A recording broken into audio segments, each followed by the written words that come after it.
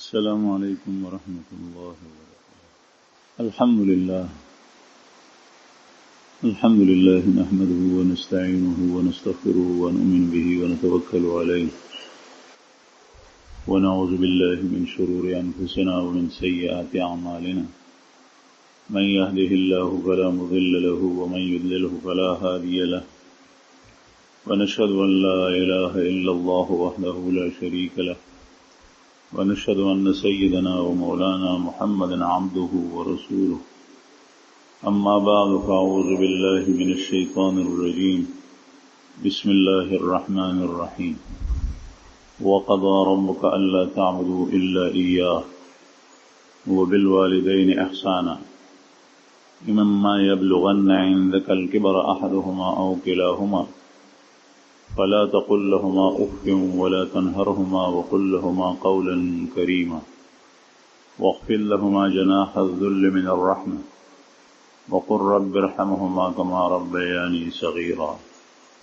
صدق الله العظيم وصدق رسوله النبي الكريم ونحن على ذلك من الشاهدين والشاكرين والحمد لله رب العالمين. درود شریف وایي. اللهم صل على ابراهيم اللهم دین اسلام باندې تګ د دین اسلام ولار باندې ژوند تیرول په هر کس باندې فرض. مسلمان هغه شاته ویل کېږي چې هغه مذهب اسلام وي، د دین اسلام عقیده، د هغې عبادات،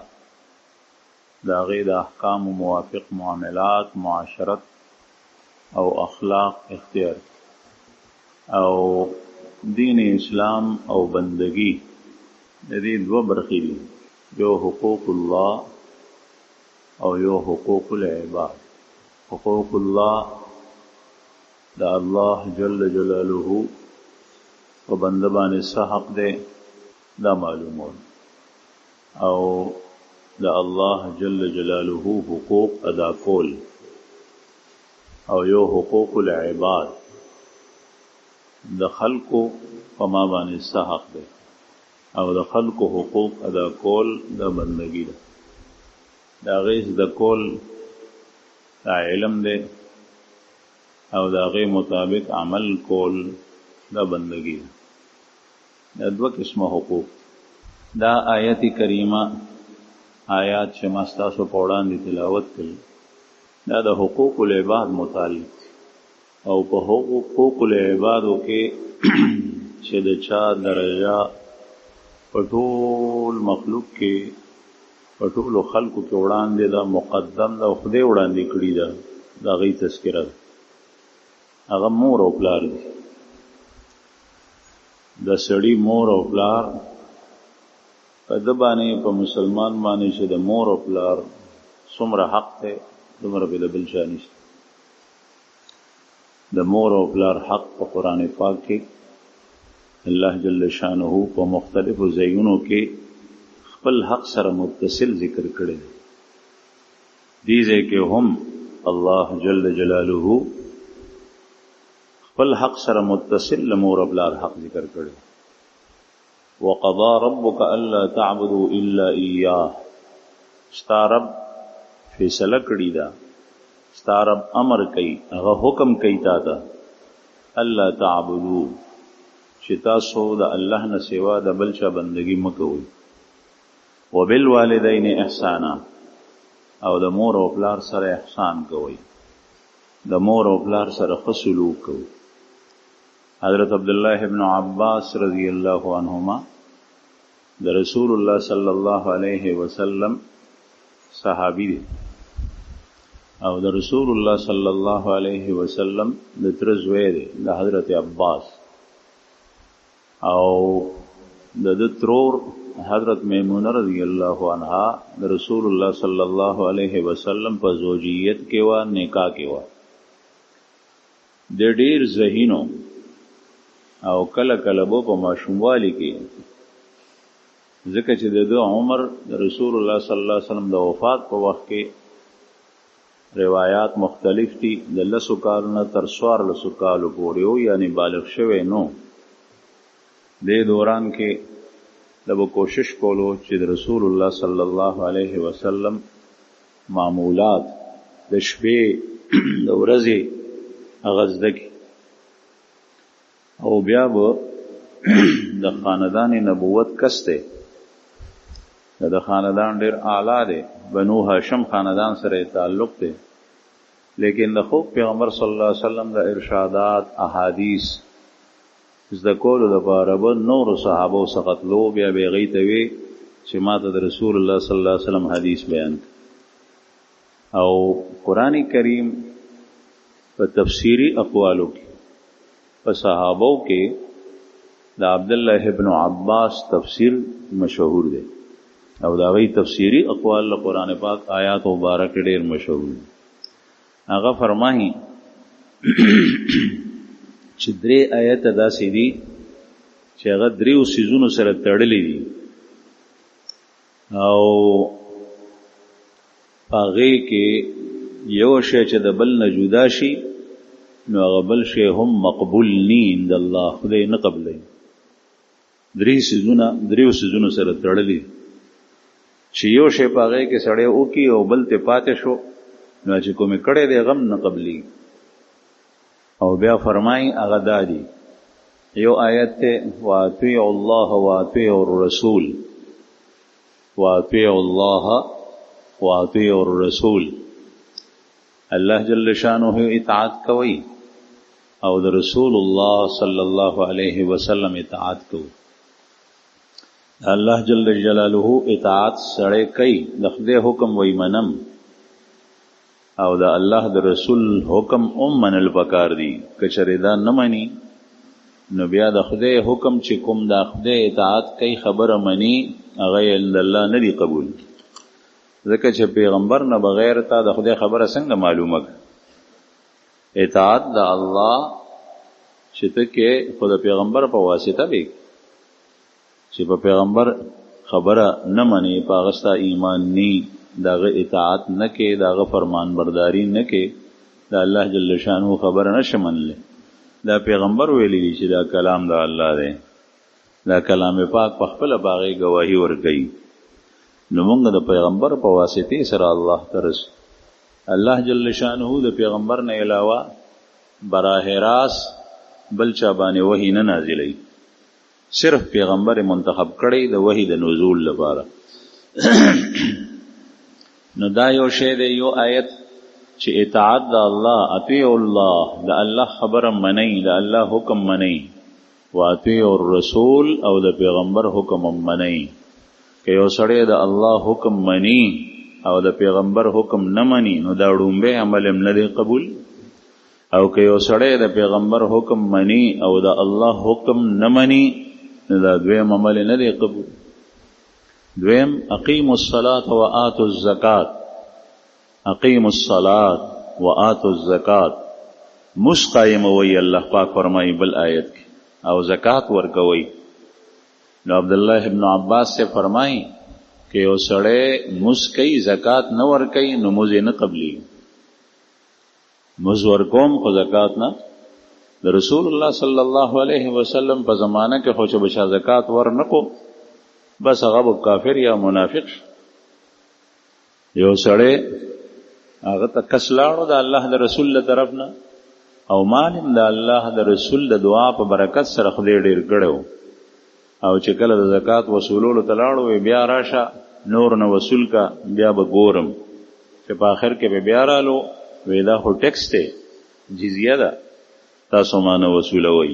نه در کوم.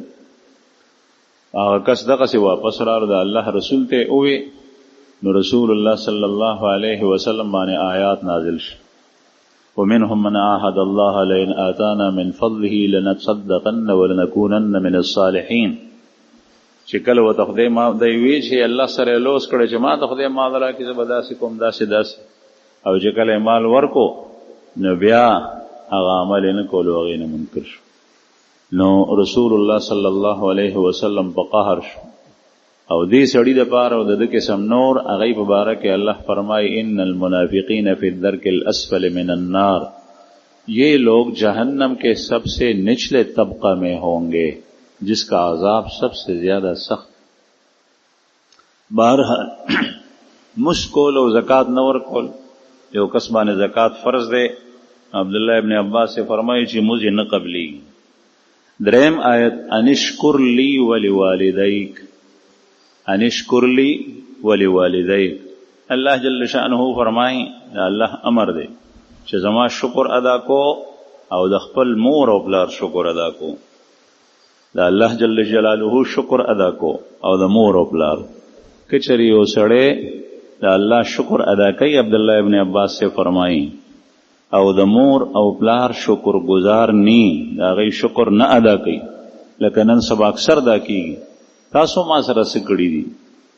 تاسو ما ته سره کړي دي، دا خو ما په خپلو لاسو ګټلي ده او دا خو ما په خپل علم په خپلو خیارتیا ګټلي دي، حالانکه دې مسکین ته دا پته نشته چې دې دنیا ته راغلی څنګه دی۔ نو د مور او پلار شکر نه ادا کوي، دا الله شکر ادا کوي۔ عبداللہ ابن عباس سے فرمائیں چې الله جل شانہ شکر چې ادا کوي دی خدای نه قبلی، زما ضرورت دی ته نشته۔ د هغې وجه دا ده چې یو حدیث مبارک رسول الله صلی الله علیہ وسلم فرمائی من لم یشکر الناس لم یشکر اللہ، جس نے لوگوں کا شکر ادا نہ کیا وہ اللہ کا بھی شکر ادا نہیں کر رہا، چې چا د خلکو شکر ادا نه نو دی به د الله شکر نه ادا او په خلکو کې سر فرست او د ټولو نه وړاندې د سړي مور او پلار، چې د مور او پلار شکر نه ادا کوي او دا لنډه واسطه د دنیا ته د راتلو، ځکه چې دا نور څیزونه ته چې د مال نه خوند اخلي، د لباس او پوشاک نه خوند اخلي، د خوراک څښاک نه خوند اخلي، د ښځې او د بچو نه خوند اخلي، د کور نه د اموال نه خوند اخلي، دا د خپل وجود په وجه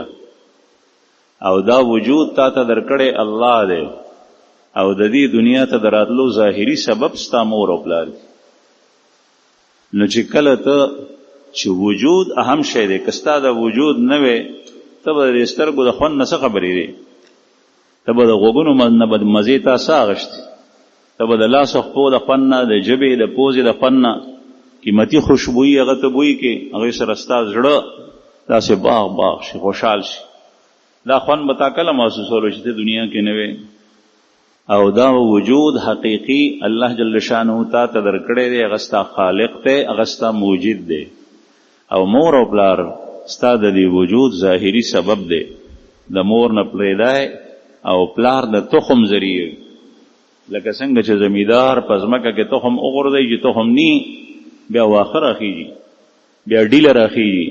بیا درب راخیږي، بیا کاریزه راخیږي، بیا زوزان او ازغکې راخیږي، بیا غنم نه راخیږي۔ نو ځکه فرمائی کہ انشکر لی ولی والدی، عبداللہ ابن عباس سے وہی جس نے اللہ کا شکر ادا کیا اور اپنے والدین کا احسان نہیں مانتا، د خپل مور او پلار احسان نه مني، د ده دا ډومبې شکر د خدای دام نه دی قبول۔ دا عبداللہ ابن عباس سے فرمائی صحابی دی، نو هغه به د رسول الله صلی الله علیه وسلم نه اورېدلي یا د چا په واسطه یا براه راست، ځکه داسې فرمایي۔ دا درې څیزونه الله جل شانه ذکر کړي، دې نه معلومه شو چې د مور او پلار اطاعت دا څومره ضروري شی دی۔ یو دی اطاعت الوالدین او یو دی حقوق الوالدین۔ اطاعت د مور او پلار د هغې خبره منل دي، او حقوق الوالدین دا د مور او پلار نافرمانی د هغې خبره نه منل دي، د هغې خبره نه منل۔ اطاعت د والدین خدا دی، درې قسمه کارونه سړی کوي، د هغه مخې ته دنیا کې راځي چې کوم کار ته کې هغه به یا د الله جل شانه د راضي کېدو سبب وي، خدای پاک یا د هغه پیغمبر فرمایلی چې داسې کوه، مس کول، زکات ورکول، صدقه ورکول، روژه نیول، حج کول، عمره کول، چا سره تعاون کول، قرآن کریم تلاوت کول، الله ذکر کول، چې څومره عبادات مفروضه یا طاعات تی یا تقربات تی ساروی لاله د الله په نوم باندې خیرات کې تقربات تی، اختر کې قربانی کې تقربات، دا څومره سيزونه چې دا ټول الله جل شانه په دې راضي کېږي. نو دا چې مور او پلار ته وایي چې مسکو، نو دا خو د تقدیم وایي او د الله رسول هم دته وایي، او مور یا پلار هم دته وایي یا ته دواړه وایي. نو دلته کې د اطاعت د الله هم در باندې فرض، اطاعت د رسول الله هم در باندې فرض، اطاعت د مور او پلار هم در باندې واجب او فرض. نو درې حد ماته، درې ذاتونه خپکه، یو الله خپکه، یو د الله رسول خپکه، یو مور او پلار خپکه. دویم هغه کار به داسې وي چې هغه مباح وي. مباح هغې ته ویل کېږي چې هغه نه فرض او واجب دی او نه هغه حرام او مکروه تحریمی دی، بس جایز دی. لکه مثلا د سترګو استعمال، ګل ته ګوري، بوټي ته ګوري، ونی ته ګوري، حسین مناظر پہ ګوري، دا مباح عمل دی. خوراک، غوښه خوري، چرګ خوري، پیپر خوري، سبزی خوري، مباح عمل دی. دا خوري او که دا خوري، یو سړی وایي زه غوښه نه خورم، زه خو ساگ خورم، نو دی ګناهګاریږي نه، ځکه چې مباح او ساگ نه خورم، دا غوښه خورم، غوښه پرته ده، دی ګناهګاریږي نه، نه پې دا فرض دي، دا مباح. دغه وخت کې د مباح په باره کې که چېرې مور او پلار تا ته وایي چې بچی دا اخوره، او ته وایې چې نه زه خو دا نه خورم، مرور شوې، نو د مور او پلار حکم دی وغورځولو، دا حکم در باندې واجب و. مباح عمل چې کله د پلار او د مور حکم راشي، نو د هغې د اطاعت د وجې نه هغه مباح په تا باندې واجب شي. یا مور او پلار درته وایي چې دا مه خوره، نو چې هغه نه خوړل دا در باندې واجب شو، ځکه چې د څه وجب وایي هغه به تا ته ښه نه وي او په هغې کې بل څه عذر وي. دغه وخت کې الله جل جلاله د هغې حکم نه کوي، د الله رسول حکم نه کوي، لیکن الله پاک او د الله رسول دا ویلي دي چې مور او پلار خبره منه او هغوی درته د مباح عمل په باره کې ووایي چې دا اخوره یا دا مخوره، نو د هغې اطاعت د وجې نه دا عمل واجب شو. بعضې خلک په دې کیسه نه پوهېږي، په دې فلسفه نه پوهېږي، سره د علم نه پوهېږي. دریم داسې کار دی چې هغه ګناه ده، حرام مکروه تحریمی، د هغې حرمت د نس نه ثابت دی، ګناه ده، هغې ته ګناه ویلی شوي دي. لکه مثلا غلا کول، قتل کول، شوکه کول. مور او پلار درته دا ووایي چې دا کار وکړه، دا خبره به یې نه مني، ځکه چې دغه وخت کې په دې د پاسه یو د رسول الله صلی الله علیه وسلم ذات مبارک ته، هغه وایي چې دا مکو، او یو د الله ذات ته، هغه هم فرمایي چې دا مکو، دا حرام دي. او ستا مور او ستا پلار د جهالت د وجې نه تا ته وایي چې دا وکړه، نو دغه وخت کې به د مور او پلار خبره نه مني. د مور او پلار دپاره الله او د الله رسول نشي خفه کولی. لا طاعت لمخلوق فی معصیت الخالق، حدیث مبارک دی چې کله د الله نافرمانی کیږي، هغه خالق ته ستا، نو د هغه نافرمانی به نه کوې د مخلوق دپاره، او ستا مور او پلار په مخلوق کې شامل دي. د مور او پلار د وجې نه به د خدای نافرمانی نه کوي. زمونږ په پښتنو کې دا رواج چې مثلا یو کس بل ته کنځل وکړه، او دا بوډا پلار یې کور ته راشي، دې زامنو ته وایي چې ما ته یې کنځل وکړه، دو کې هغه سړی برابر کړي او بیا لاړ شي هغه یې وډبوي، نو دا خو عدل نه شو. هغه کنځل کړي ده، ته ورته کنځل کولی شي، او چې صبر پې وکړې په دې کې اجر دی. لیکن د کنځل نه زیات هغه وهل په کوتکو باندې، یا هغه په چړو چاقوانو باندې وهل، یا په هغه باندې ډس کول، هغه قتلول او زخمی کول، د دې به الله جل شانه تپوس کوي.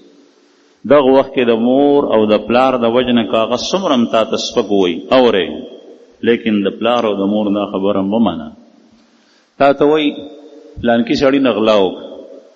تا ته وایي فلانکي کره دا شی دی، هلته نه دا راوچت کا، د غلا امر درته کوي. لا طاعت لمخلوق فی معصیت الخالق. تا ته وایي د حرامو دا کاروبار کوه، ما ته پیسې راړه، دا ورځ ماته 10,000 روپۍ راکو 20,000 روپۍ راکو ته جواری کې او کتار سے چکے بعض پلاران داسې وای دغه وخت کې به د پلار خبره نه مني ځکه چې جواری غصب دوکا دروغ سره ګټلې شوی مال دا حرام دی او د دې تذکرہ جمعه باندې شوی و ولا تاكلوا اموالكم بينكم بالباطل وتدلوا بها الى الحكام لتاكلوا فريقا من اموال الناس بالاسم وانتم تعلمون الله جل شانه فرمای چې د خلکو مالونه په باطل او ناحق طریقې سره مخري دا الله حکم دی او ستا پلار د ناپوهۍ د وجنه تا ته وایي چې نه دا بکې قطعا بینه بهر حال د مور او پلار اطاعت دا واجب دی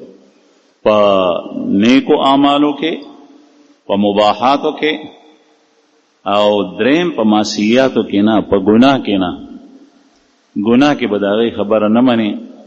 نو قرآن کریم کې د رسول الله صلی الله علیه وسلم په احادیثو کې د مور او پلار ډېر ذکر دی یو ځل یو سړی رسول الله صلی الله علیه وسلم ترالو